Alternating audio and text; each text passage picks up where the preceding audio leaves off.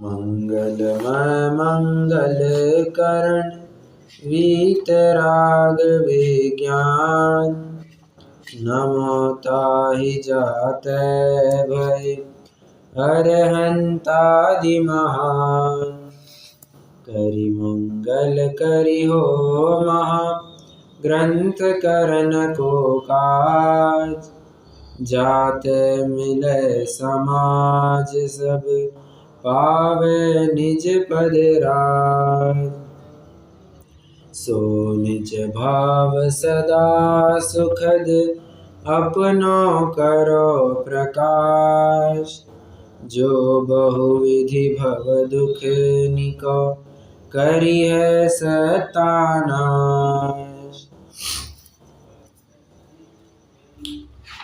जरा कल्पना कीजिए ना, दो व्यक्ति काफ़ी भीड़ है और दो व्यक्ति बहुत तेज़ रफ्तार से विरुद्ध दिशा में दौड़ रहे हैं, मतलब एक दूसरों की तरफ आ रहे हैं।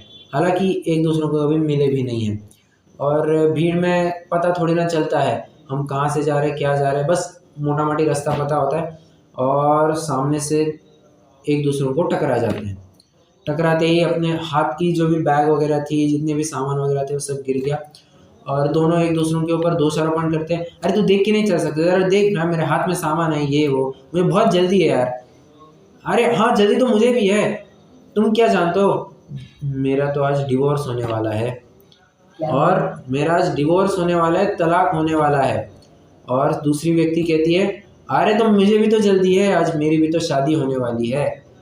और जब ये पता चला इत्तेफाक से जो व्यक्ति तलाक दे रहा था वो दूसरी व्यक्ति उसी के साथ शादी करने वाला था।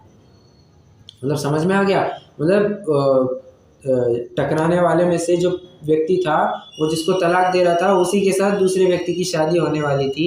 प्रश्न है क्या यह प्रसंग दोनों को अपनी जल्दी है? क्या तलाक होना या शादी होना सुख का प्रसंग है या दुख का प्रसंग है? आप बताइए। शादी होना, तलाक होना, कौन सा सुख का प्रसंग है, कौन सा दुख का प्रसंग है?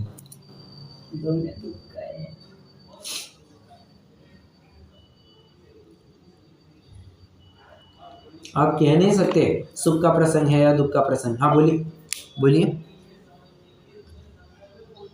जनरली तो ये वही ना कि तलाक ले रहा है आदमी तो इसके लिए ही ले रहा है, तो ऐसे कुछ बोल नहीं सकते ना। तो बात ऐसी है, हाँ ये तो तुम्हारी थिंकिंग है कि तू उस घटना को सुखरूप देखता है या दुखरूप देखता है।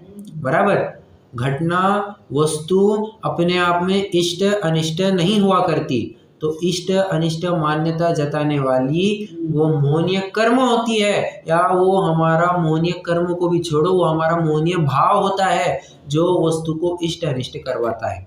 ठीक है, वस्तु घटना अपने आप में कहाँ इष्ट अनिष्ट होती है? कभी आपने देखा है कि अब चलो एक उदाहरण के माध्यम से ही लेते हैं। विष्टा यह इष्ट है या अनिष्ट है? अब अगर सामान्य रूप से पूछा जाए तो सभी कहेंगे बाबा अनिष्ट है। किसको अच्छी लगती है विष्टा? किसी को अच्छी नहीं लगती है। परंतु सुअर को जाकर के पूछो, दिन रात वही खाता पीता रहता है, केक पेस्ट्री समझ करके वही खाता है, वो समझ में आ रहा है, तो उसको तो वही अच्छा लगता है। अब हम उसको अच्छा कहें या बुरा कहें? अच्छा बुरा ये तो तुम्हारे मोहनीय से होता है। और इसलिए हमारे भगवान को देखो ना, हमारे भगवान प्रत्येक वस्तु को जानते हैं, परंतु वीतरागता होने के कारण किसी भी वस्तु में इष्ट अनिष्टपना करते ही नहीं है। इसलिए सर्वज्ञता के भी पहले वीतरागता प्रकट होना बहुत जरूरी है। अगर कोई रागी द्वेषी होए और उसके सर्वज्ञपना प्रकट होए तो वो छल ग्रहण किए बिना, छल फरेबी किए बिना रहेगा नहीं, वो अपना ही स्वार्थ साधेगा और फिर वो कहेगा कि जरूरत क्या है, जरूरत क्या है। वीतरागता होनी बहुत जरूरी है, वीतरागता के बाद ही सर्वज्ञता मिलती है। बराबर है।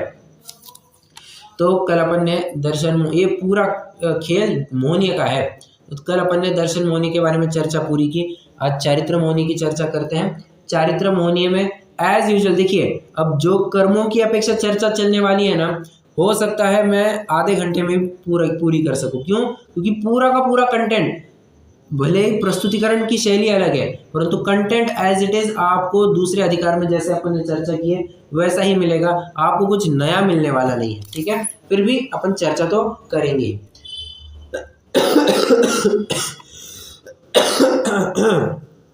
सॉरी। अब बात ऐसी है, चारित्र मोहनीय के बारे में बात करते हैं। चारित्र मोहनीय को लेकर के जीव को किस प्रकार की अवस्था होती है वो तो अपन ने देख लिया। ये जीव उपाय क्या क्या करता है और वे उपाय झूठे क्यों हैं, इसकी थोड़ी बात करते हैं।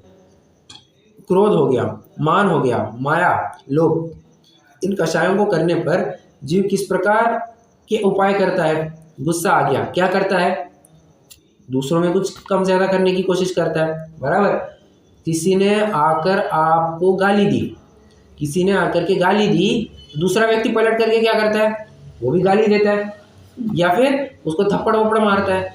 अब सामने वाले ने थप्पड़ मारा तो आप क्या करते हैं? हम भी गाली गलौज करते हैं, उसको भी थप्पड़ वप्पड़ मारते हैं, बराबर। क्यों?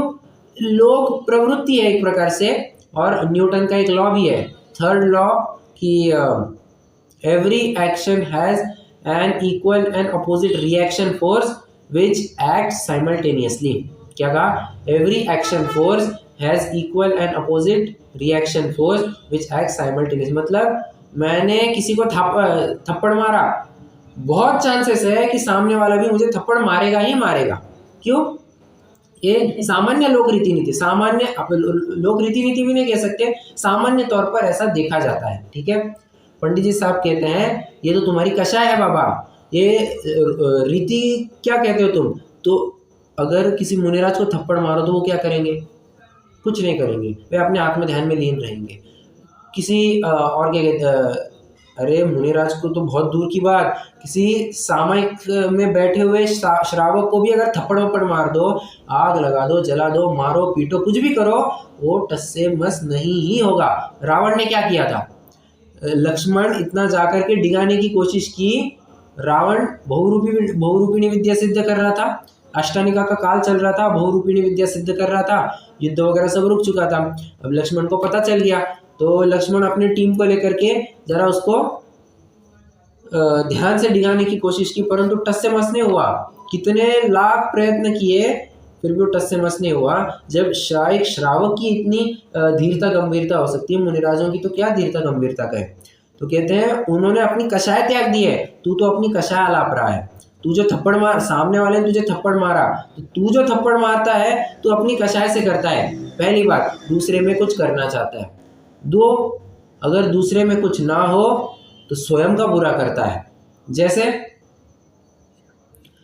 दूसरों का हम कुछ बुरा नहीं कर सकते, ठीक है, मान के चलो होता है ना कभी कभी कोई गुंडे वगैरह लोग होते हैं। अब गुंडे वगैरह लोग के सामने हमारा क्या चलना बाबा, वो आकर के हमें कुछ भी कर जाएंगे, लूटपाट करके चले जाएंगे, तो हम क्या कर सकते हैं। कभी कभी कोई जीव इतना उससे डिप्रेशन में चला जाता है, वो विचार करता है कि अरे क्या हो गया, ये क्या हो गया, ये मेरे साथ, मैं लुट गया, और इस चक्कर में फिर वो आत्महत्या आदि भी कर देता। मतलब दूसरे में अगर कुछ ना कर सके तो स्वयं के ऊपर कर लेता है, बराबर।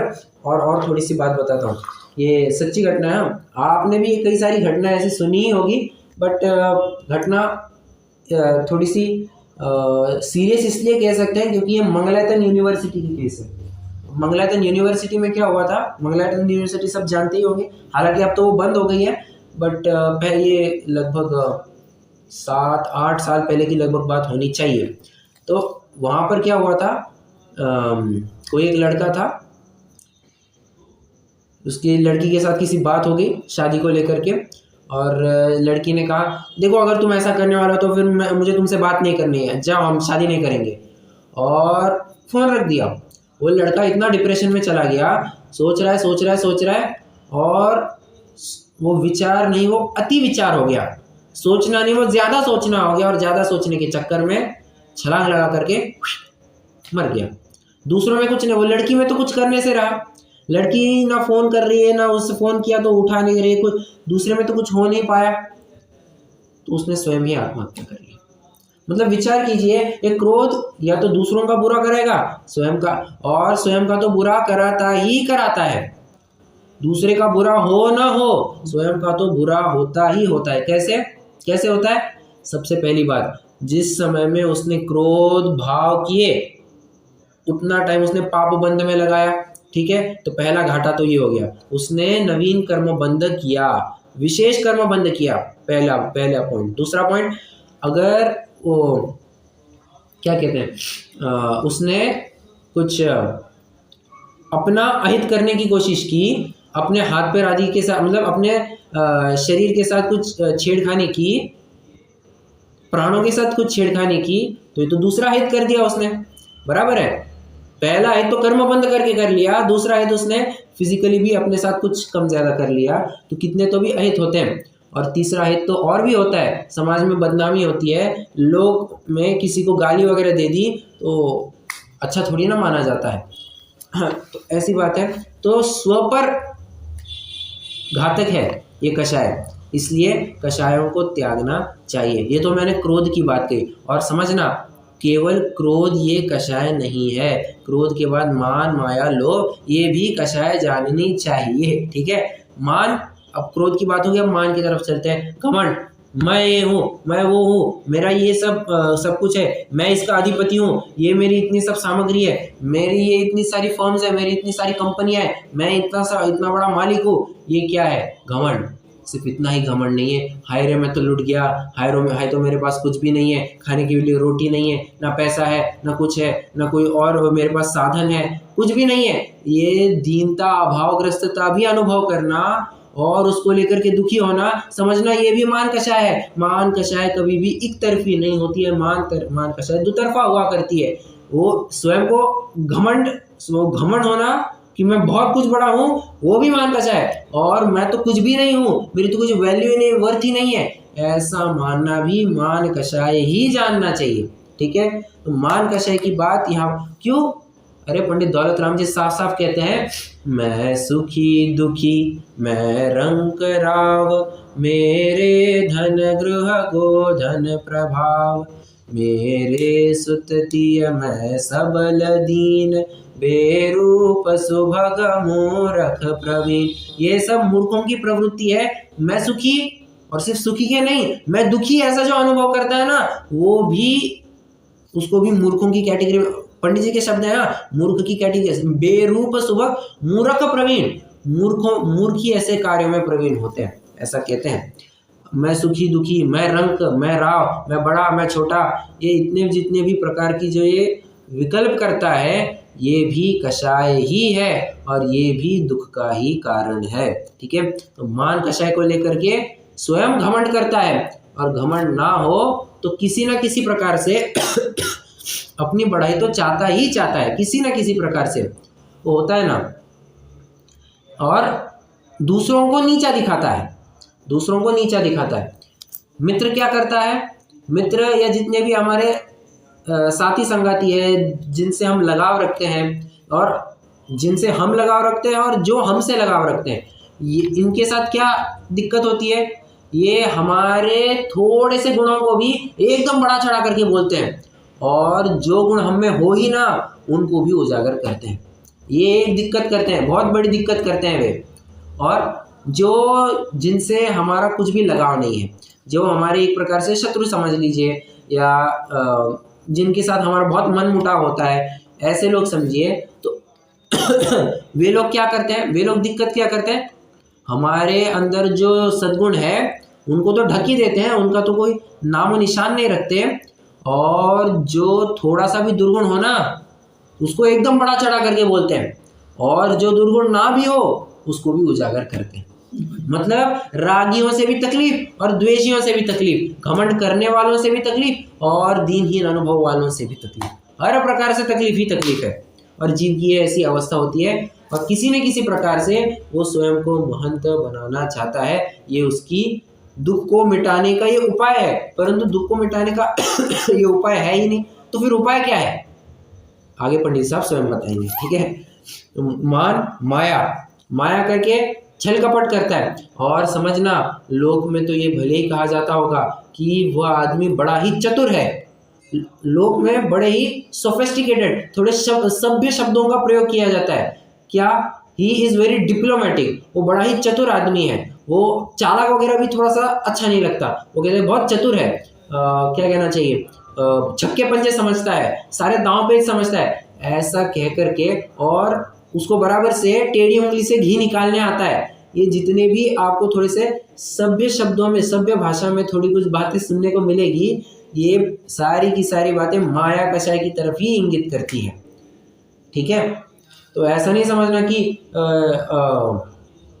वो है ना, वो 3 इडियट्स पिक्चर में भी वो जब वो कौन वो शर्मन जोशी जब इंटरव्यू देने जाता है तो इंटरव्यूअर क्या कहता है, हाँ आप तो कुछ ज़्यादा ही स्ट्रेट फॉरवर्ड है, हमें तो कोई एक डिप्लोमेटिक पर्सन की ज़रूरत थी।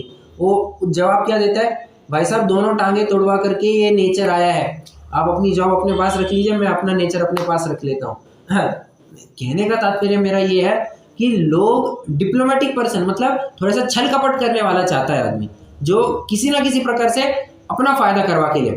ये जितने भी ऐड वगैरह चलाते हैं, एक प्रकार से समझना ये मायाचारी के अंतर्गत ही जाता है किसी ना किसी। मैं 100% नहीं कह सकता, क्योंकि क्या होता है, ऐड तो लगा देते हैं और एकदम छोटा सा स्टार मार्क लगाते हैं, क्या ऐड तो करते हैं 10 पे 10 फ्री, स्टार मार्क, नीचे क्या लिखा होता है,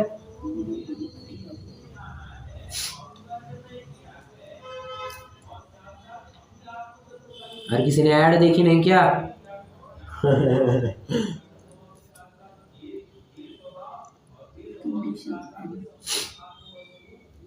कंडीशन अप्लाई, हाँ, टर्म्स एंड कंडीशंस अप्लाई, नियम व शर्त लागू, ऐसा लिखा हुआ होता है वहां पर। और ये नियम व शर्त लागू कह करके कुछ ऐसी दूसरी 1-2 कंडीशन डालते हैं जो कोई पूरी कर नहीं पाता है, और बस अपना माल खरीदवाने के लिए वो ऐसी ऐड वगैरह लाते हैं, स्कीम वगैरह लाते हैं, जिसका जो फंसना होता है वो भोला आदमी फंस जाता है, और जो समझदार होता है वो तो बचा ही रहता है। ठीक है, मैं कहने का तात्पर्य ये है कि मायाचारी के लिए क्या क्या नहीं करता, अपना हित साधने के लिए मायाचारी तक को नहीं गिनता, बराबर है।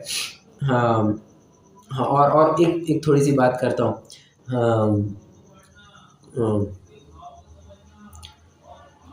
कोई कहता है कि साहब जी मेरा इतना काम करवा दीजिए, नहीं होगा साहब, अरे कुछ तो करिए साहब, कुछ तो करिए, हमारा काम करवा दीजिए, अरे नहीं हो सकता साहब, नहीं हो सकता, आप समझ नहीं रही बात को।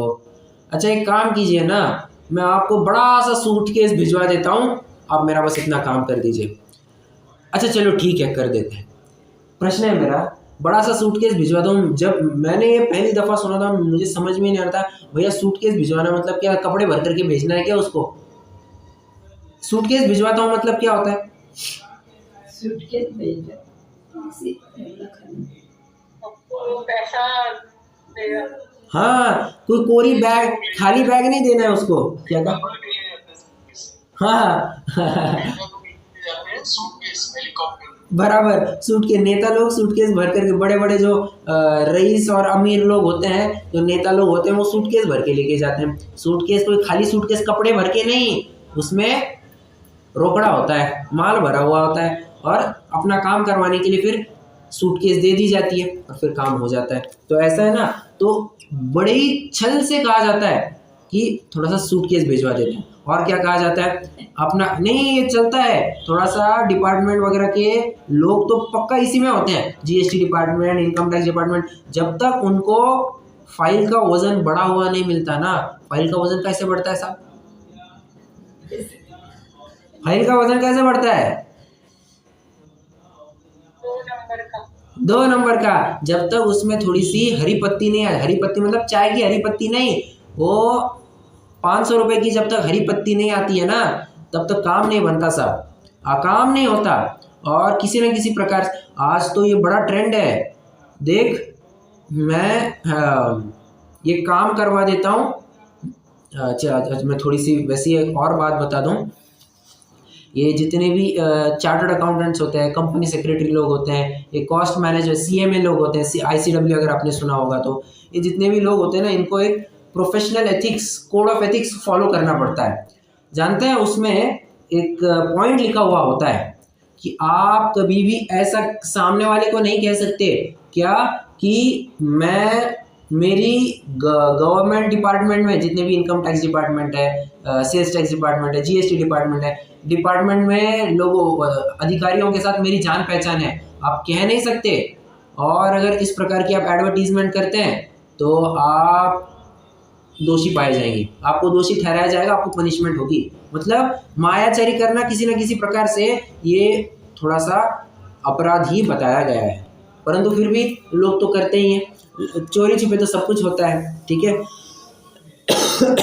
ये हो गया मायाचारी। और लोभ में इकट्ठा करना और इकट्ठा करना और इकट्ठा करना, करते ही जाना, करते ही जाना, करते ही जाना, ये संग्रही वृत्ति। तो संग्रही वृत्ति एक प्रकार से लोभ के अंतर्गत चला जाएगा। मुझे ये भी चाहिए, मुझे वो भी चाहिए, मुझे वो भी चाहिए कितने। और आज तो लोभ का ठिकाना ही नहीं है। जब से ये मॉल वगैरह का कंसेप्ट चालू हुआ है ना, इतनी परिग्रह संज्ञा बढ़ गई, इतनी संज्ञा बढ़ गई है। आप और विचार करना, आप स्वयं आपने स्वयं ने अनुभव भी किया होगा। आप जब भी मॉल में जाते हैं, यार मॉल तो छोड़ो, आप जब भी डी मार्ट में जाते हैं, क्या लगता है, पूरी एक बार तो क्या लगता है, जो जो वस्तुएं देखनी होती है एक बार पूरी नज़र घुमाते हैं, भैया कहाँ पर क्या है, कहाँ पर क्या है। और कुछ कुछ ऐसी वस्तुओं के ऊपर भी नज़र पड़ जाती है, हमें याद, अरे ये भी लेना है, अरे वो भी लेना है, और इतना लेना, ये लेना, वो लेना, ये लेना। इस चक्कर में आदमी 5,000 का बजट लेकर के जाता है, खरीद करके आता है 10,000 की वस्तु। मतलब 10,000 के वर्थ का सामान लेकर के आते हैं। क्यों? अरे ये भी लगेगा, अरे वो भी लगेगा, चलो ये भी लेते हैं, चलो वो भी ट्राई करके देखते हैं, ये भी खा के देखते हैं ना, चलो ये नया प्रोडक्ट है, इसको भी क्या। मतलब मॉल में जैसे ही जाते हैं ना, वो एक प्रकार से इम्पल्सिव बाइंग हो जाती है। अरे कितने सारे लोग इस प्रोडक्ट को कर रहे हैं, चलो अपन भी ले लेते हैं, अपन भी आजमाने में क्या जाता है। तो ऐसा कर करके वो ज़्यादा खर्चा हो जाता है।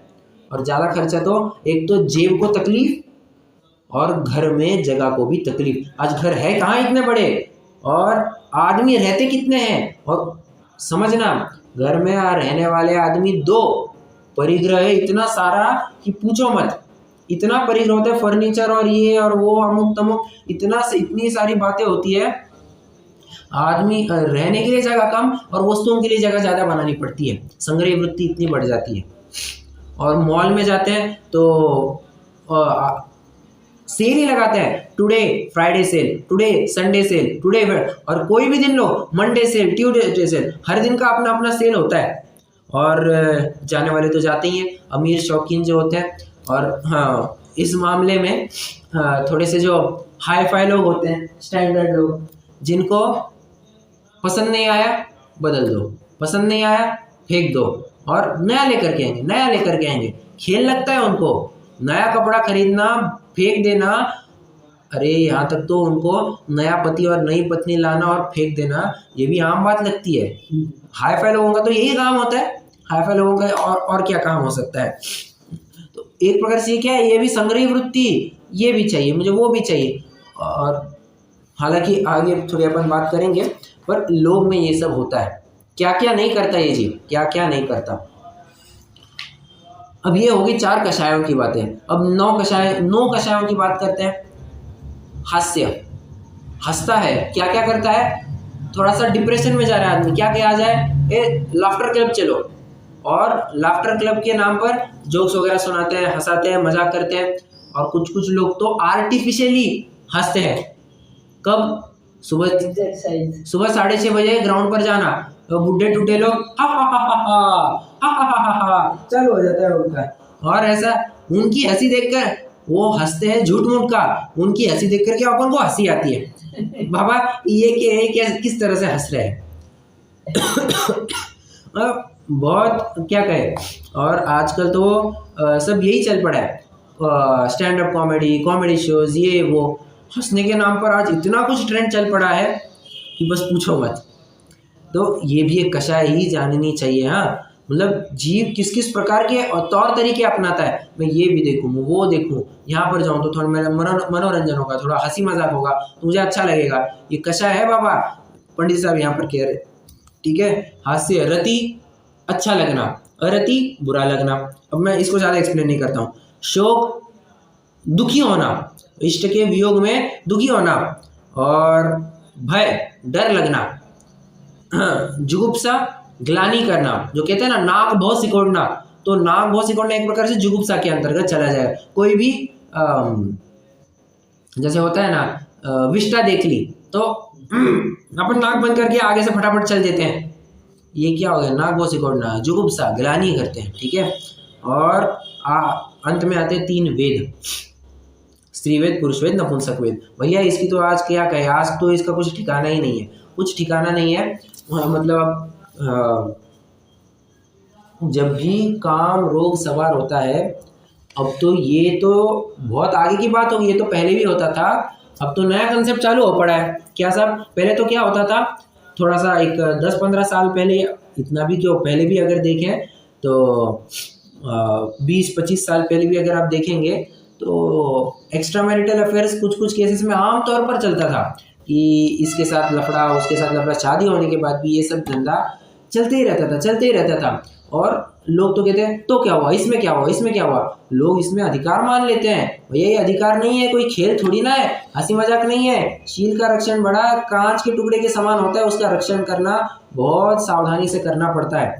और ज़्यादातर तो जो अपनी बहनों को है उनको अपना शील का रक्षण ज़्यादा करना पड़ता है, परंतु आज बड़ी खेदपूर्वक देखना पड़ता है। या जितने भी आप डिवोर्स वगैरह के केसेस देखेंगे, अधिकांश केसेस में ये एक्स्ट्रा मैरिटल अफेयर ही पाया जाता है। और एक्स्ट्रा मैरिटल अफेयर में भी ये, मैं कोई अपनी बात, मनगढ़ंत बात नहीं कह रहा हूँ, मैंने लगभग 10 नहीं, 20 नहीं, 50 नहीं, ऐसी 100 हजारों घटनाएं सुनी है।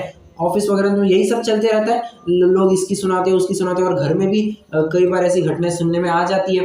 कि बात ऐसी है कि एक स्त्री एक लड़की के माध्यम से नवविवाहित है और एक लड़की ज़्यादा विषय भोगी पाई जाती है, और उस चक्कर में फिर घर पूरा टूट जाता है। मतलब कामासक्ति इतनी होती है। हाँ, अब देखो, अभी एक ताज़ी घटना, एक विद्वान के पास एक केस आई है, हाँ प्रैक्टिकल केस है।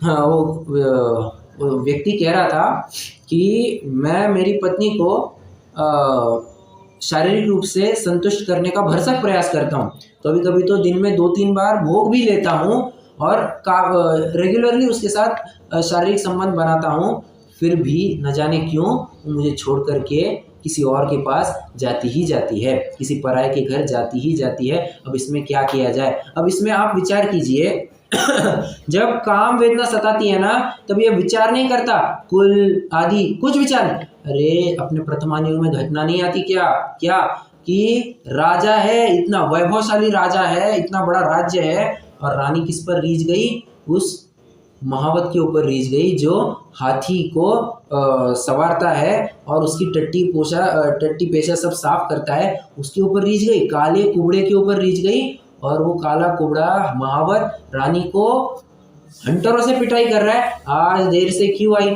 सॉरी बाबा लेट हो गई, अब अगले बार से लेट नहीं। कहाँ इतना वैभवशाली पति राजा, और किस पर रीझ गई? एक महावत के ऊपर। मतलब जब कामासक्त होता है ना जीव, कुछ विचार नहीं करता। वो कहते हैं ना, लव इज ब्लाइंड, वास्तव में ब्लाइंड है। और सिर्फ लव ही नहीं, हर प्रकार की कषाय अंधी ही होती है, उसको कुछ ठिकाना नहीं होता कि मैं, अब जब भोग करने वाला व्यक्ति होती है, वो ये थोड़ी विचार करता है, वो तो बस ये विचार करता है कि मेरी जो भी इच्छा है, मेरी वो इच्छा पूरी हो, मेरी जितनी भी शारीरिक इच्छा है वो पूरी होनी चाहिए। अरे सिर्फ इतने भर के लिए थोड़ी ना जिंदगी है, जिंदगी क्या सिर्फ भोगों तक सीमित हो गई? यही तो शॉर्ट माइंडेड है, जो कहते हैं ना संकुचित मानसिक वृत्ति वाले। संकुचित मानसिक वृत्ति यही तो पाई जाती है, सिर्फ भोग पूर्ति अपने जीवन को सीमित कर देते हैं, जबकि इससे भी बढ़ करके कुछ जीवन हुआ करता है। सिर्फ भोग ही जीवन नहीं है, उसको हटा करके भी आगे जीवन होता है, इसका तो कभी कोई ख्याल ही नहीं करता।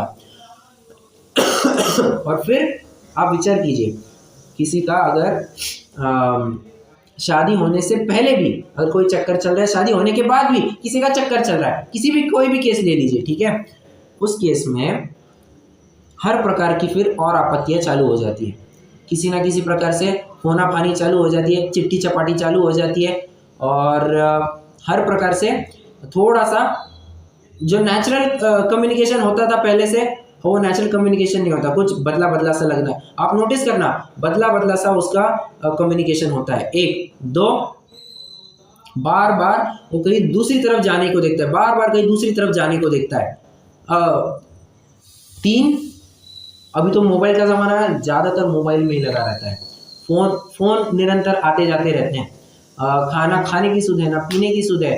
इन सब बातों को लेकर के कहीं ना कहीं समझ में आ जाता है भैया इसका कुछ ना कुछ चक्कर चल रहा है। और ये तो अभी क्या कहूँ, मतलब मेरे ऑफिस में एक दोस्त है मेरा, दोस्त, हाँ दोस्त ही समझ लीजिए। तो हाँ हुआ क्या, अब ऑफिस में मैनेजर वगैरह को सबको पता है हाँ कि उसकी पहले से एक गर्लफ्रेंड है, शादी नहीं हुई है, पहले से उसकी एक गर्लफ्रेंड है, ठीक है। और अभी जब मैं एग्ज़ाम के लीव पे था तब उसी दौरान एक MBA की लड़की ऑफिस में ज्वाइन हुई, ठीक है, एज इंटर्न। तो धीरे धीरे उन दोनों का संपर्क बढ़ा और थोड़ा सा डाउट आने लग गया सबको। क्या डाउट आने लग गया, 4 बजे नहीं कि वो लड़की गायब, ये अपना दोस्त, ये अपना पंटर भी गायब। हाँ 6 बजे नहीं कि वो लड़की का जाने का टाइम होता था, हाँ आज सर मुझे थोड़ा जल्दी जाना तो मैं जल्दी जाता हूँ। और बराबर से पाया जाता था वो लड़की भी ना ज़्यादातर अंग्रेजी में बात करती है, और ये भी जब फ़ोन आता है ना तब ये भी किसी के साथ अंग्रेजी में बात नहीं करता, बस कभी कभी अंग्रेजी में बात करता पाया जाता है। समझ में आता है कि भाई उसी के साथ कुछ चल रहा है, मतलब पहले से एक चक्कर चल रहा है, उसको तो धोखा दे ही रहा है, एक और जन को धोखा दे रहा है। फिर उसके ऊपर से मैनेजर वगैरह ने और बाकी जो दोस्त बन लिए सब ने उसकी इतनी मजे लेने चालू किए। फिर और वो चुप रहा, मतलब समझ में आ गया था कि भैया सच में इसका कुछ दाल में काला है। कहने का निष्कर्ष मेरा ये है कि साफ साफ पकड़ में आ जाता है और वो विचार नहीं करता कि मैं किसी को धोखा दे रहा हूँ, किसी को धोखा नहीं दे रहा हूँ। कामासक्त कामांध जीव कुछ भी विचार नहीं करता है, बस अपने भोग पूरे होने चाहिए इतनी ही उसकी कामना होती है। बहुत संकुचित मानसिकता होती है, क्या करें। और ये फिल्मी लोग तो होते ही हैं। फिल्मों में तो क्या होता है, ऑन स्क्रीन एक दूसरों के साथ भोग करते हुए देखे जाते हैं, और कभी एक पुरुष के साथ, कभी दूसरे एक्ट्रेस के साथ, कभी तीसरे एक्ट्रेस के साथ, और एक ही एक्ट्रेस 3 से 4 पुरुषों के साथ ऑन स्क्रीन भोग करती हुई दिखाई जाती है। तो नेचुरल एक्टिविटी है, मतलब नेचुरल क्या कहे, बट एक जनरली ऐसा देखने में आ जाता है कि भैया एक्टर एक्ट्रेस 3-4 पुरुषों के साथ भोग कर लेते हैं, तो हमने किया तो क्या गलत किया, हमने किया तो क्या गलत किया, और उसके ऊपर से और बात बिगड़ जाती है, समझना चाहिए। अब इसके ऊपर जितनी चर्चा कर, आज मैं आपको सच में बता सकता हूँ, जिनवानी सामने है आज की सबसे ज्वलंत समस्या शील को लेकर के है। जिस दिन प्रत्येक व्यक्ति अपना शील संभालना लग जाएगा ना, आपको जितने भी केसेस दिखते हैं, बलात्कार के, चोरी के, विश्वासघात के, तलाक के, एक भी केस आपको नहीं मिलेगा। मैं लिख करके देता, आप कोई भी स्टैम्प पेपर लिख करके आओ, मैं लिख करके दे सकता हूँ, जिनवानी सामने है और फैक्ट है ये।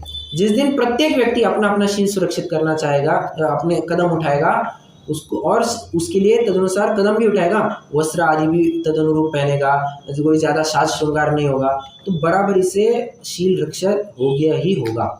और फिर जितने भी बलात्कार आदि के केसेस हैं, विनय भंग आदि के केसेस हैं, नहीं ही होंगे। ये तो हो गया बेसिक वर्जन। आज तो कामासक्त जीव और आगे बढ़ गया है। क्या आगे बढ़ गया?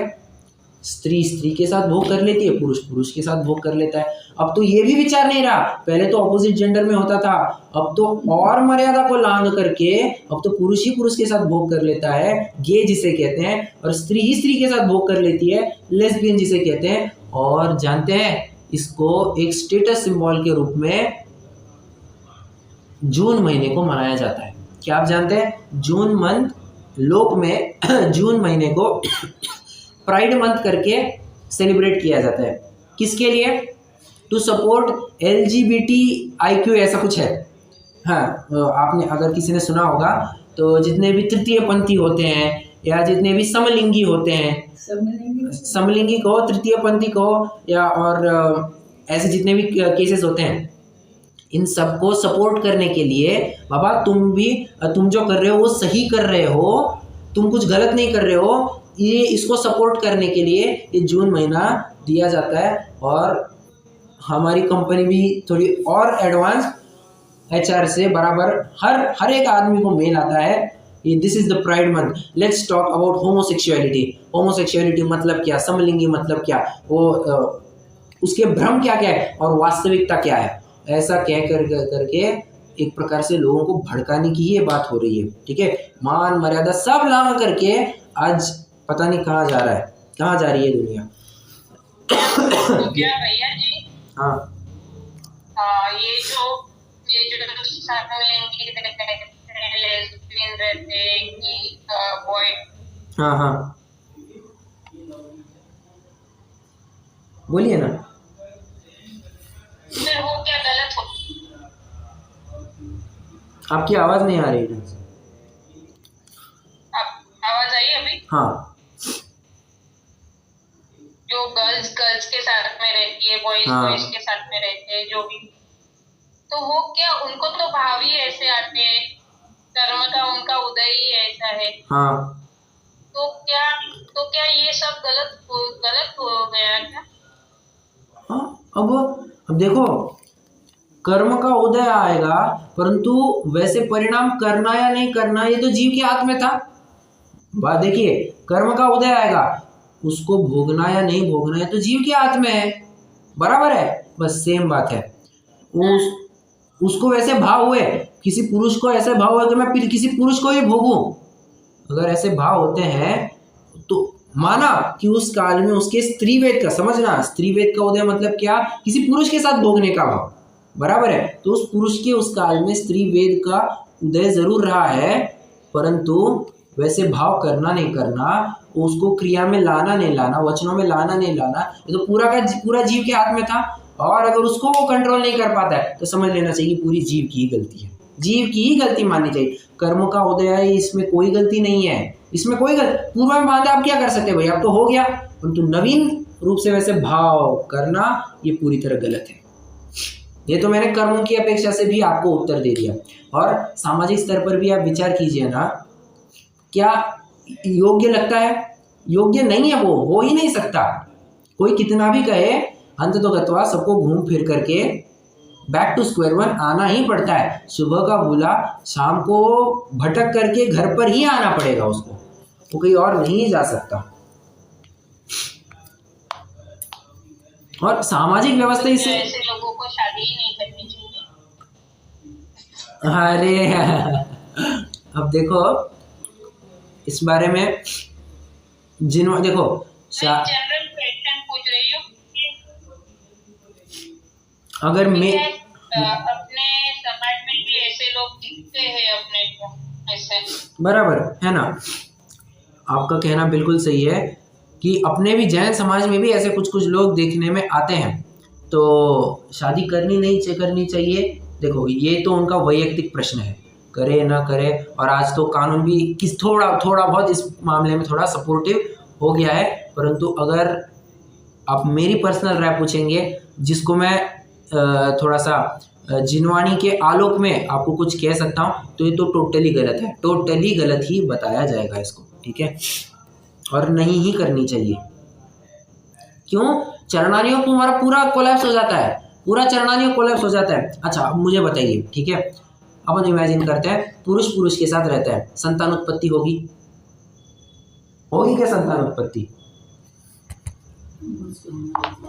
तो मेरा यही पूछना है, अगर समलिंगी है संतान उत्पत्ति हो पाएगी? नहीं हो पाएगी। अब लेकिन चलो समलिंगी क्या नहीं, नॉर्मल भी शादी नहीं कर सकता है ना वो, क्योंकि वो सामने वाले की लाइफ खराब हो जाएगी। हाँ ऑफ कोर्स इसके लिए तो यही है कि फिर वो शादी ना करे।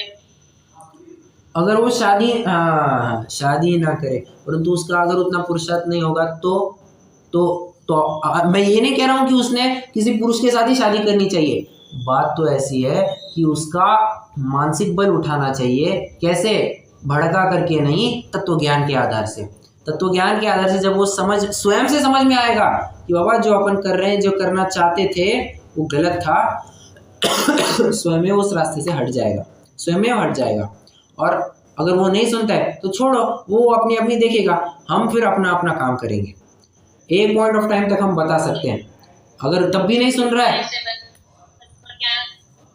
ज्ञान समझने से रहा, तो अपनी समस्या में इतने ये रहते हैं कि उनको तत्व ज्ञान में कुछ रुचि ही नहीं आती। फिर ऐसों का तो जीवन तबाह होना ही नियति है। ऐसों का जीवन होना तबाह होना ही नियति है और होकर के ही रहेगा। जब तत्व ज्ञान भी नहीं समझ पाएंगे तो क्या करेंगे? तो उद्धार का तो कोई मार्ग बचा ही नहीं। उद्धार का तो एक ही तो मार्ग था, वह तत्व ज्ञान के आधार से अपन आगे बढ़ेंगे। तो वो भी रास्ता बंद कर दिया, अब क्या, कैसे जा सकते?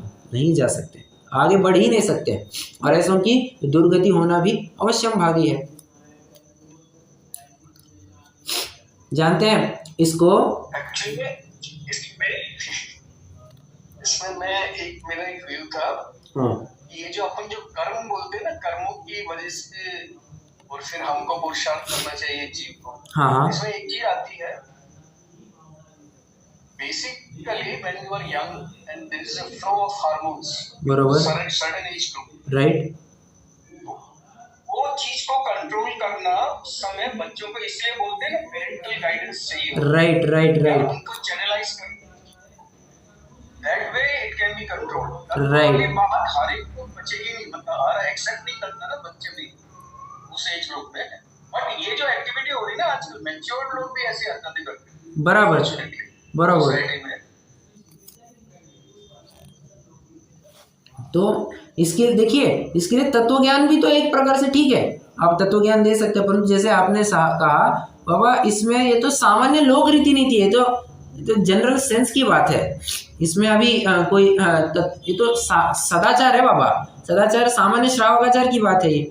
इसमें अपन डेफिनेट तत्व ज्ञान तो मदद करेगा, कोई दिक्कत नहीं, परंतु श्रावकाचार के स्तर पर भी अगर विचार करेंगे, थोड़ा सा सामाजिक स्तर पर, सामाजिक दृष्टि से भी विचार करेंगे, तो बिल्कुल भी ये योग्य नहीं ही माना जाएगा। आजकल तो लोग बड़े शान से कहते हैं कि I am a gay, I am a lesbian, शान से कहते हैं और डिक्लेयर करते हैं। जैसे कौन वो अपना चैट जीपीटी अगर आपने सुना होगा, तो उसका मालिक सैम अल्टमैन, वो अपने आप में समलिंगी है और डिक्लेयर कर चुका है। वो फोटो वगैरह भी सब पब्लिश हो चुकी है, उसने समलिंगी के साथ शादी वगैरह की, मुख्य अखबार में तक आ चुकी है। गवर्नमेंट भी इसको प्रमोट कर रही है ना, अब लोगों वगैरह सब बन गए इन लोगों के लिए। अब मैं उस बारे में ज़्यादा उन बातों से वाकिफ नहीं हूँ, परंतु इतना तो समझ में आ रहा है कि थोड़ा बहुत तो भी सपोर्टिव हो रही है। एक्चुअली वर्ल्ड ओवर ये सब चल रहा है, तो इंडियन गवर्नमेंट ने भी इसको अप्रूव किया ना फ्यू इयर्स बैक। कुछ है वैसा, बट अब ज़्यादा तो देखना पड़ेगा, थोड़ी रिसर्च ही करनी पड़ेगी। बट कानून कहे ना कहे, कानून गलत बात को मान्यता दे देगा, तो क्या हम गलत बात को करने लग जाएंगे क्या? हम तो गलत बात को बिल्कुल भी बढ़ावा नहीं ही देंगे, बराबर है। और हाँ, मैं तो ये बात कह रहा था, संतान उत्पत्ति की पॉइंट मैंने इसलिए उठाया, आप विचार कीजिए, आप स्वयं विचार कीजिए। श्रावका धर्म हेतव, क्या कहा? श्रावका धर्म हेतव, श्रावकीय धर्म के हेतु। कौन से धर्म के हेतु? एक तो स्वयं के धर्म के हेतु एक, और दूसरे मुनि धर्म के हेतु। मुनि धर्म अगर टिकेगा तो श्रावकों के आधार से ही टिकेगा। क्यों? मुनियों को सिर्फ एक रिक्वायरमेंट होती है श्रावकों से, बताइए। मुनियों को सिर्फ एक रिक्वायरमेंट, आहार, परफेक्ट, आहार की जरूरत होती है। और आहार चर्या अगर ढंग से करनी है तो यथावत वो जोड़ा ही होना चाहिए, पति पत्नी का जोड़ा ही होना चाहिए। अगर दोनों पुरुष रहेंगे तो कैसे हो पाएगा? नहीं हो पाएगा। और इस जैन धर्म की परंपरा को भी अगर आगे बढ़ाना है तो भैया ऐसे जोड़े हम खड़े करेंगे जो संतान ही पैदा नहीं कर सकते, कहाँ से जिन धर्म बढ़ेगा तुम्हारा? और अगर जिन धर्म आगे नहीं बढ़ेगा, जिन धर्म के लोग नहीं होंगे, जैन लोग नहीं होंगे, तो इन जैन मुनियों को उनके धर्म का रक्षक बनेगा कौन? मतलब उनकी आहारचर्या कराएगा कौन? और कराने में संभव नहीं है। तो मैंने एक और तर्क आपको दिया कि मुनि धर्म की रक्षा हेतु भी मतलब बहुत घटित किया हुआ फैक्टर है, बट डेफिनेटली इट काउंट्स। ये भी विचार करनीय है, विचारने लायक है।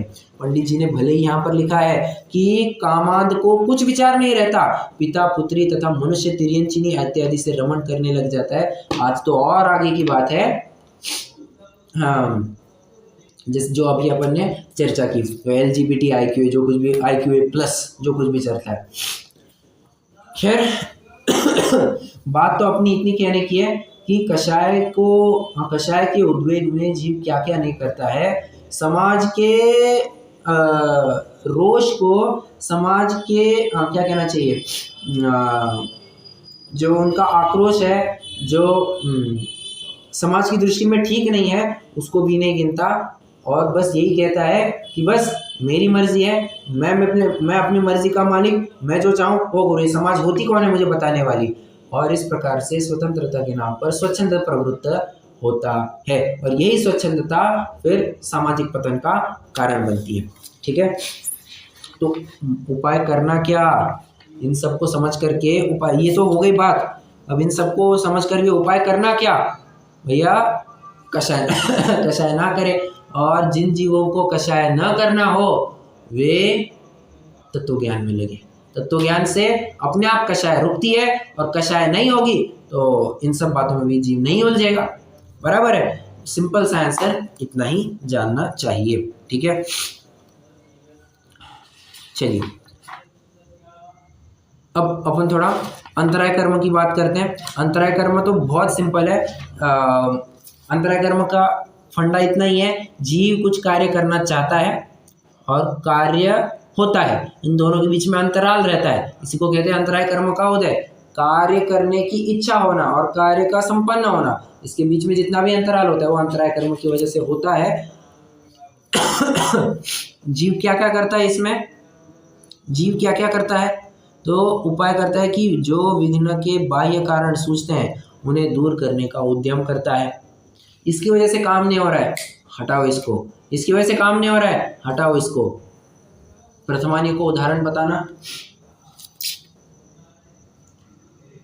12 साल बाद जलनी नहीं चाहिए नगरी, क्या किया द्वीपायन मुनिराज, गेट आउट। गेट आउट मतलब वो क्या कहना चाहिए, देश निकाल का ऑर्डर दे दिया। हालांकि ऑर्डर देने से पहले मुनिराज स्वयं कह चुके थे, भैया तुमने तो मुझे बताने की जरूरत ही नहीं, ये लो चलो मैं तो आज ही विहार कर रहा हूँ, तो मैं खुद निकल जा रहा हूँ। बराबर, और बराबर से 12 साल की काउंटिंग कर रहे थे, बराबर से 12 साल की काउंटिंग कर रहे थे। एक ये आज थी, आज वो थी, आज वो थी, बराबर से काउंटिंग कर रहे थे। एक दूसरी बात, शराब के निमित्त से द्वारिका नगरी चलेगी, फिकवा दो सब, सारी शराब फिकवा दी, गड्ढों में फिकवा दी और शराब को भी दूर कर दिया। जितने भी प्रकार के संयोग थे जिसकी वजह से तहलका मचने वाला था, सबको दूर करने की कोशिश की, कुछ हुआ, कुछ नहीं हुआ। 12 वर्ष का जो काल बीतना था सो बीत गया और 12 वर्ष के होते से ही द्वीपायन मुनि एज यूजुअल मतलब एज सेड बाय भगवान नेमिनाथ, एक दिन पहले की गिनती कर ली और पहले वहाँ पर पहुँच गए।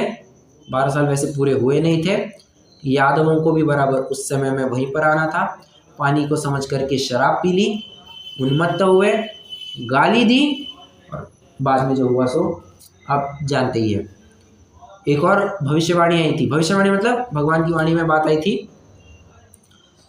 कृष्ण का मरण कैसे होगा, जरत कुमार के निमित्त से होगा। जरत कुमार कौन, कृष्ण का ही चचेरा भाई, और जितना घनिष्ठ संबंध अपना बलदेव के साथ था, कृष्ण का जितना घनिष्ठ संबंध बलदेव के साथ था, उससे कुछ कम घनिष्ठ भाई प्रेम जरत कुमार के साथ नहीं था। बहुत अगाढ़ प्रेम था दोनों में, और कहा था कि जरत कुमार के निमित्त से कृष्ण का मरण, और भगवान की वाणी में भी आया था, इस जो अभी इसके पास ये बाण है ना, इस बाण के निमित्त से इसका मरण होगा। अच्छा,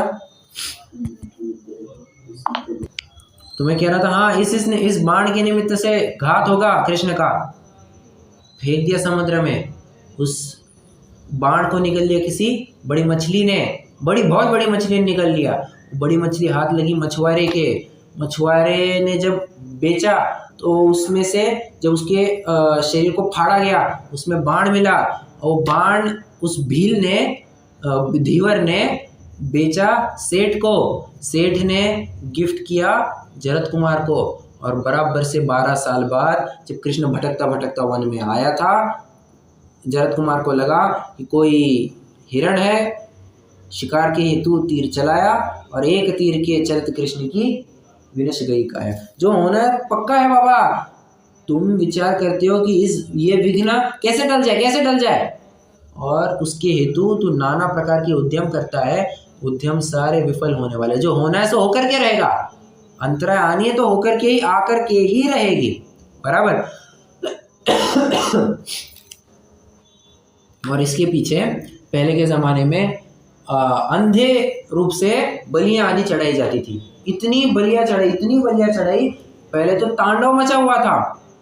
नरमेध बलि, अश्वमेध बलि, पशुमेध बलि और कितनी न जाने तरह तरह की बलियां चढ़ाई जाती थी। राजाओं को भड़काया जाता था, राजन इस साल बारिश नहीं होने वाली है तो बारिश चाहते हो तो बलि चढ़ाओ, यज्ञ होम हवन कराओ। और अंतराय को टालने की कोशिश करते थे, विघ्न को टालने की कोशिश करते थे। परंतु क्या करे, मूक पशु को मार करके तुम्हारे पुण्य का उदय थोड़ी ना आने वाला था, वरन तुम पाप बंद करोगे और परिस्थिति खराब होती जाएगी, ऐसा समझना चाहिए। इसलिए अंतराय कर्म के लिए नाना प्रकार की युक्तियाँ अपनाता है। परंतु सच्चा उपाय क्या है? सच्चा उपाय तो यही है, मिथ्या दर्शन से जो उत्साह उत्पन्न होता है वह सम्यक दर्शन से दूर होता है। और मतलब जितनी भी इच्छा होती है वो अपने आप सम्यक दर्शन के प्रकट होने से दूर हो जाती है। वेदनीय कर्म की बात करते हैं। अब थोड़ा सा रैपिडली चलेंगे, आज किसी भी हालत में कर्मों की तो टॉपिक को कंप्लीट करना ही है अपन को, ठीक है। देखिए, तो वेदनीय कर्म की बात क्या कहते हैं? वेदनीय कर्म में उसको सुख दुख के कारण भूत संयोग मिलते हैं। परंतु ये कहना भी बड़ा उपचार का कथन है कि सुख दुख के कारणीभूत संयोग मिलते हैं। संयोग कोई सुख दुख के कारण नहीं होते हैं। तुमने प्राप्त संयोगों में कैसा अनुभव किया, ये हम हर वेदनीय की कक्षा में देखते हैं। हर कक्षा में ये बात कहता हूँ मैं कि तुम प्राप्त संयोगों में कैसा अनुभव करते हो, ये वेदनीय डिसाइड, इससे वेदनीय कर्म डिसाइड होता है। परंतु निमित्त नैमित्तिक संबंध घना है। जब भी अच्छी वस्तु आती है तब जीव को अच्छा ही लगता है मोहनीय के निमित्त से, और जब बुरी वस्तु सामने आती है तो उसको बुरा ही लगता है, ठीक है।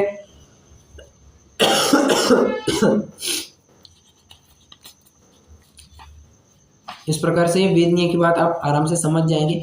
इसमें लास्ट में जाते जाते शंकाकार ने प्रश्न पूछा है, बहुत बढ़िया प्रश्न है। वे कहते हैं ठीक है, माना कि पराई वस्तुओं में जो संयोग है, जो शरीर से भिन्न है, स्त्री पुत्र मकान आदि, इनमें तो समझ में आ जाता है। आपने जो कहा कि जैसा हम अनुभव करते हैं वैसा हमारे साता आसाता का उदय कहा जाएगा।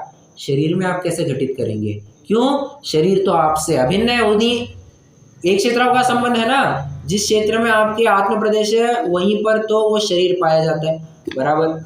अब देखिए, और साक्षात हम देखते हैं कि शरीर में जैसे ही पीड़ा बढ़ गई हम दुख अनुभव करते हैं, पीड़ा घट गई या निरोगी बने रहे हम सुख अनुभव करते हैं। तो समझना क्या चाहिए, शरीर में तो आप आपका रूल लगा नहीं पाएंगे।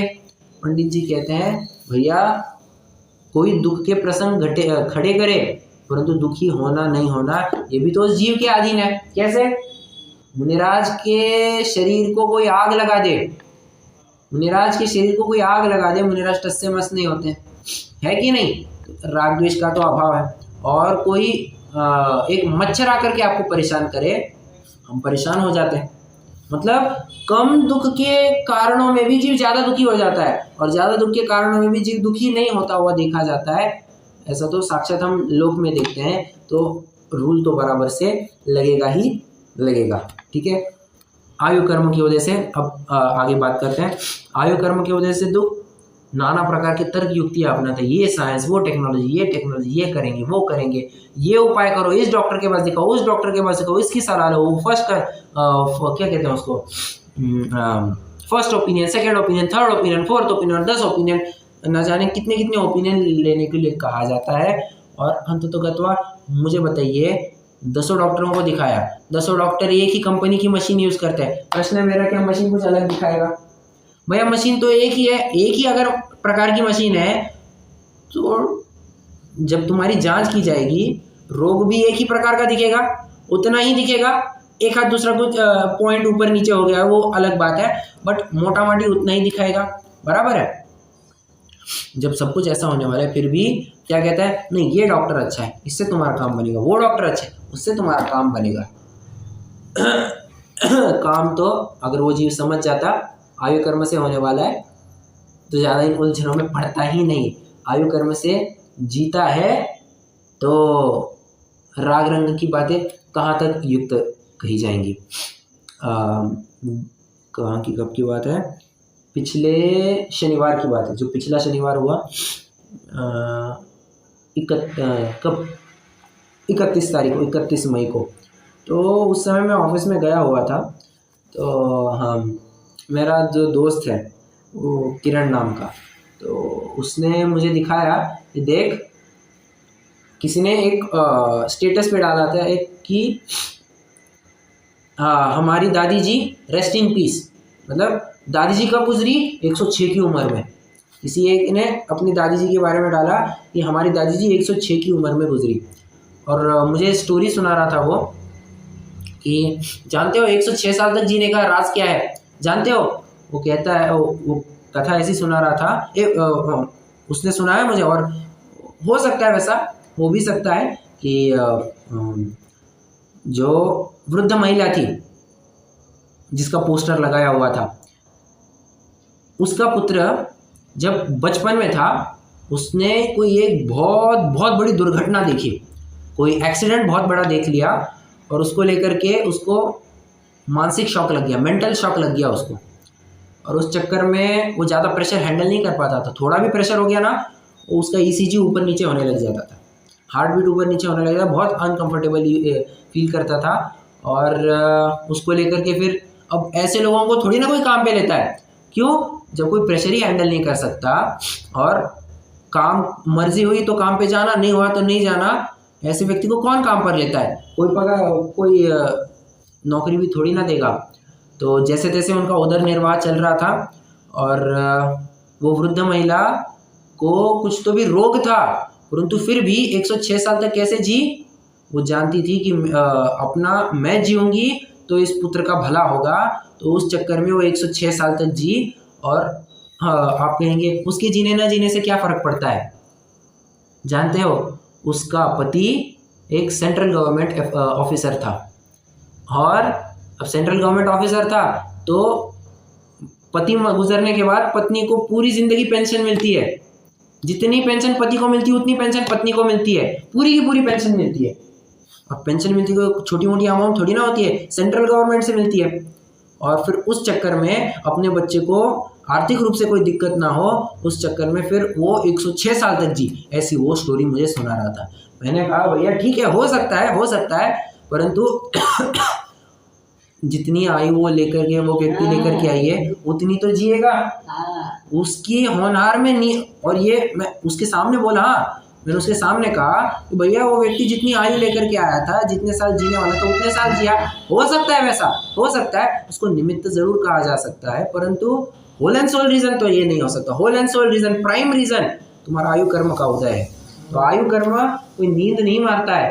अगर आयु कर्म का उदय रहेगा तो लाख पूरी दुनिया तुम्हारे ऊपर हमला कर दे, तुम बच करके निकल जाओगे। और आयु कर्म का अभाव होने वाला होगा तो कैसे भी जीव मर ही जाता है। भी कभी ज्यादा नहीं कर सके, जितने आयु लेना है उतने बोलने लगे। तो ये आयु कर्म के बारे में अपन ने चर्चा की। अब नाम कर्म की चर्चा वैसे अपन दूसरे अधिकार में कर चुके हैं। दो तीन ने कितनी गिन करके 6 लाइनें लिखी है। यहाँ पर सिंपल सी इतनी बात कही है कि शरीर के ऊपर कुछ बातें होती हुई दिखाई देती है। कोई तो कर्म की प्रकृतियाँ जीव के परिणामों से संबंध रखती है, बराबर। तो जीव के परिणामों से संबंध रखती है तो जो तुम्हारे हाथ में है, ये तो तुम्हारे हाथ में है। बाहर की वस्तु तुम्हें क्या अफेक्ट करेंगी, बराबर। और जो वस्तु है डायरेक्टली पुद्गल के ऊपर अफेक्ट करती है, भैया वो तो पुद्गल में हो रहा है, तुम्हारे अंदर क्या हो रहा है, तो तुम उसमें क्यों अपना विकल्प खपा रहे हो? खत्म। नाम कर्म को लेकर के भी तुम्हारा विकल्प नहीं होना चाहिए, ऐसा यहाँ पर कहा। और गोत्र कर्म में उच्च नीच कुल को लेकर के कहा।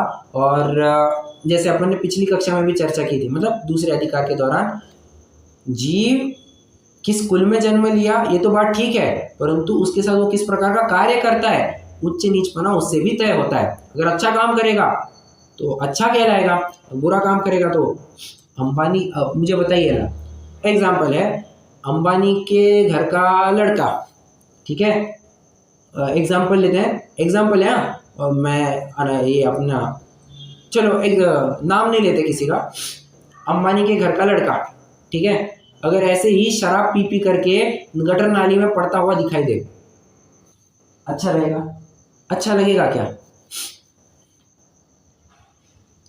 उन्मत्त की भांति माँ बहनों को छेड़ता हुआ दिखाई दे, अच्छा लगेगा?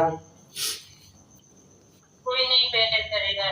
कोई भी उसको मतलब कंसिडर नहीं करेगा, भैया कौन है तू, हट जा रास्ते से, ऐसा कह करके उसको धुतकारा जाएगा, उसकी उपेक्षा की जाएगी, बराबर। मतलब कोई कुल बड़ा होने मात्र से अच्छा नहीं होता, काम भी वैसा अच्छा होना चाहिए। और उच्च नीच कुल को लेकर के तुम्हें किसी, अच्छा इसमें एक और बात है ना, पहले तो ये बहुत चलता था जातिवाद कुल गोत्र आदि को लेकर के बहुत टंटे होते थे, और उस चक्कर में फिर जो अपने जैन भाई थे, परंतु थोड़े से हो सकता है ना थोड़ा सा हीन कुल हो उनका, परंतु जैन है, हो सकता है, बिल्कुल हो सकता है, तो ऐसे में उनको बिल्कुल भी मंदिर में प्रवेश नहीं कराया जाता था, जिनवाणी सुनने नहीं दी जाती थी। जब सब दर्शन कर रहे होते हैं तो बिल्कुल भी दर्शन के लिए नहीं आ सकता, सारे दर्शन कर जाने के बाद तुम्हें दर्शन करने का अवसर रहेगा। मतलब एकदम हल्की जाति, कोई अछूत वस्तु है, इस प्रकार के साथ उसकी ट्रीटमेंट की जाती थी। आज तो बहुत मामला साफ हो चुका है, और होना भी एक प्रकार से वैसे चाहिए, भैया आओ जाओ, खुला है, भगवान का दरबार सबके लिए खुला होता है, जिनवाणी के दरबार में किसको क्यों रुकावट करना। और समझ जानते हैं, सम्यक तो प्रकट करने के लिए तो कोई क्राइटेरिया था ही नहीं, उच्च कुल नीच कुल। सम्यक तो प्रकट करने के लिए, हाँ मोक्ष में जाने के लिए कदाचित हो सकता है क्राइटेरिया कि थोड़ा सा विशेष पुरुषार्थी होना चाहिए, वज्रऋषभ नारद सहनन होना चाहिए, उच्च कुल होना चाहिए। उच्च कुल भी तो कोई वैसे बात नहीं है तीर्थंकर आदि के लिए हो सकता है, परंतु होता ही है, मतलब इनफैक्ट हो सकता है, मतलब होता ही है, परंतु सम्यक तो प्रकट करने के लिए तो कोई क्राइटेरिया था ही नहीं। सम्यक तो प्रकट करना है तो शूद्र भी क्यों ना हो, सम्यक तो प्रकट कर सकता है, स्त्री भी हो सम्यक तो प्रकट कर सकती है, उसमें कोई दिक्कत वहां पर नहीं जाननी चाहिए, ठीक है। तो कुल गोत्र को लेकर के भी घमंड आदि नहीं करना चाहिए, ये बात यहाँ पर कही गई है, ठीक है।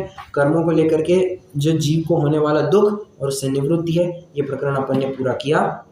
कोई प्रश्न हो तो पूछ सकते हैं, ये तो अपन जिनवाणी स्तुति करते हैं।